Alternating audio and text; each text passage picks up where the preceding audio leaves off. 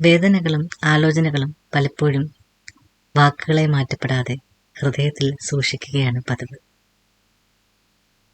എന്നാൽ ഇന്ന് മലയാള സാഹിത്യത്തിലുണ്ടായ വലിയ മാറ്റം സ്വതസിദ്ധ ശൈലിയിൽ, സ്വതന്ത്ര ഭാഷയിൽ കവിതകളായി തൻ്റെ ജീവിതാനുഭവങ്ങളെ തുറന്നെഴുതാൻ അവകാശം നൽകുന്നു. നമസ്കാരം, ഞാൻ നിങ്ങളുടെ സ്വന്തം രമ്യ രാധ. ലക്കി വൈറ്റോൾ എഴുത്തുമുഖം പ്രോഗ്രാമിലേക്ക് ഏവർക്കും സ്വാഗതം. പ്രിയപ്പെട്ടവരെ, അത്തരത്തിൽ അനായാസ ഭാഷയിലൂടെ, സ്വതന്ത്ര ശൈലിയിലൂടെ, ആഴമേറിയ പ്രതികരണങ്ങളിലൂടെ ഒരു കവിത സമാഹാരം ഞാൻ നിങ്ങളെ പരിചയപ്പെടുത്തുകയാണ്. പുസ്തകത്തിൻ്റെ പേര് പാടാൻ മറന്ന രാപ്പാടി. ഈ പുസ്തകം രചിച്ചിരിക്കുന്നത് എഴുത്തുകാരി ശ്രീമതി സുഗത ബാലകൃഷ്ണൻ. തിരയുന്നതെന്തു നീ കുഞ്ഞേ, കൊടും താപമേറുന്ന വഴിവക്കിലായി ചവറിൻ്റെ കൂനയിൽ പശിയടക്കാനായി പഴഞ്ചോറുമില്ലെന്നറിവോ. 57 കവിതകളടങ്ങിയ പുസ്തകമാണ് പാടാൻ മറന്ന രാപ്പാടി. ഇതിലെ ഓരോ കവിതകളും നമുക്ക് സൂക്ഷ്മമായി നിരീക്ഷിക്കുകയാണെങ്കിൽ കാലത്തിൻ്റെ മാറ്റങ്ങളും നിരാശകളും സന്തോഷങ്ങളും പ്രതീക്ഷകളും നിറഞ്ഞ ജീവിത സഞ്ചാരത്തിൻ്റെയോ സാമൂഹിക വീക്ഷണത്തിൻ്റെയോ ചിത്രങ്ങൾ കാണാം. അതുപോലെ തന്നെ കവിതയിൽ കാണുന്ന ഓരോ ചിത്രവും ജീവിതത്തിൻ്റെ ചെറുതും വലുതുമായ വികാരങ്ങളിലൂടെയും വിചാരങ്ങളിലൂടെയും കടന്നുപോയി ഒരു വൻമരമായി മാറുന്നതും നമുക്ക് കാണാൻ കഴിയുന്നതാണ്. കവയത്രി സുഗതകുമാരി പ്രകൃതിയെയും കരുണയെയും ആസ്പദമാക്കി സ്ത്രീയെ ആദരവോടെ അവതരിപ്പിച്ചിട്ടുള്ളത് നമ്മൾ കണ്ടിട്ടുണ്ട്. എന്നാൽ ഇവിടെ സുഗത ബാലകൃഷ്ണൻ ജീവിത യാഥാർത്ഥ്യവുമായി മല്ലടിക്കുന്ന പച്ചയായ സ്ത്രീയായി വരച്ചു കാട്ടിയിരിക്കുന്നു. സാമൂഹിക മൂല്യവും അറിവും പാഠപുസ്തകത്തിലൂടെ മാത്രം ലഭിക്കേണ്ടതല്ല, അമ്മയുടെയും അച്ഛൻ്റെ സ്നേഹത്തിലൂടെയും കരുതലിലൂടെയും കുടുംബത്തിൽ നിന്നും പഠിക്കേണ്ടതാണെന്ന് കൂടി എഴുത്തുകാരി തൻ്റെ കവിതകളിലൂടെ നമ്മളെ ബോധവൽക്കരിക്കുന്നുണ്ട്.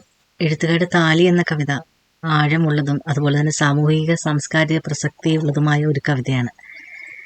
ഒരു പെൺകുട്ടിയുടെ താലികെട്ടൽ ചടങ്ങെന്നാൽ അതിനെ നോക്കുന്ന കവി അത് വെറും ഒരു ചടങ്ങായിട്ടല്ല ഇവിടെ കാണുന്നത്. ജീവിതം മുഴുവൻ ബാധിക്കുന്ന സ്ത്രീയുടെ സ്വാതന്ത്ര്യത്തെയും സാമൂഹിക പ്രതീക്ഷകളുടെയും വെല്ലുവിളി കൂടിയായിട്ടാണ് എഴുത്തുകാരി അതിനെ കാണുന്നത്. അതുപോലെ തന്നെ സമകാലിക വിദ്യാർത്ഥികളുടെ ഇടയിൽ ചർച്ച ചെയ്യപ്പെടുന്ന റാഗിങ് എന്ന ഒരു വിഷയം സുഗത ബാലകൃഷ്ണൻ എഴുതിയ റാഗിങ് എന്ന കവിതയിൽ ശരിക്കും സാമൂഹിക അസ്വസ്ഥതയെ തീവ്രമായി പ്രമേയമായി വൽക്കരിക്കുന്നുണ്ട്. ഈ പുസ്തകം വായനക്കാരന് ഒരു വേറിട്ട അനുഭവമായിരിക്കും. 2025 ഓഗസ്റ്റിൽ പ്രസിദ്ധീകരണം നടത്തിയ പുസ്തകമാണിത്. എഴുത്തുകാരനും സംവിധായകനുമായ പ്രിയന്തരൻ സാറാണ് ഈ പുസ്തകം പ്രകാശനം ചെയ്തത്. കേരള സാഹിത്യ അക്കാദമി വെച്ചായിരുന്നു പുസ്തകത്തിൻ്റെ പ്രകാശനം നടന്നത്. ലക്കി വൈറ്റോൾ പബ്ലിക്കേഷനാണ് ഈ പുസ്തകം പ്രസിദ്ധീകരണം ചെയ്തത്. ഈ പുസ്തകത്തിൻ്റെ വില 150 രൂപയാണ്. ലക്കി വൈറ്റോളിൻ്റെ ഷോപ്പിംഗ് കാർട്ടിൽ ഈ പുസ്തകം ലഭ്യമാണ്. 58 പേജുകളുള്ള 150 രൂപയുടെ പുസ്തകമാണ് ഇത്. നമുക്ക് ഇന്നത്തെ എപ്പിസോഡിലൂടെ നമുക്ക് എഴുത്തുകാരി പരിചയപ്പെടാം. പോകാം വീഡിയോയിലേക്ക്. ഹായ് പ്രിയരെ, നമസ്കാരം. ഞാൻ സുഗത ബാലകൃഷ്ണൻ. എൻ്റെ ആദ്യ കവിതാ സമാഹാരമായ പാടാൻ മറന്ന രാപ്പാടി എന്ന പുസ്തകമാണ് ഞാൻ നിങ്ങളെ പരിചയപ്പെടുത്തുന്നത്.